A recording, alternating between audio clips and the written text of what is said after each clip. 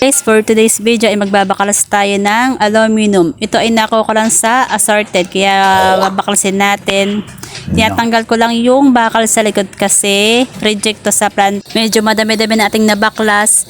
Ang binabaklas ko lang yung mabibilis baklasin para naman magaan-gaan lang habang nag-aantay ng customer.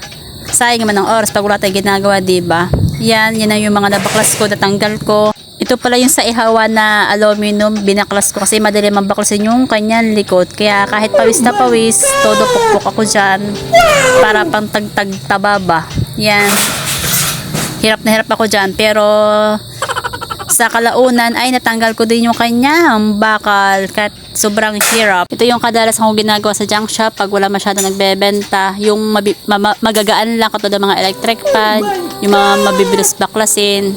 Yun na, natanggal ko na. At ayan, malinis na siya. Pwede na siyang dahin sa planta, diba?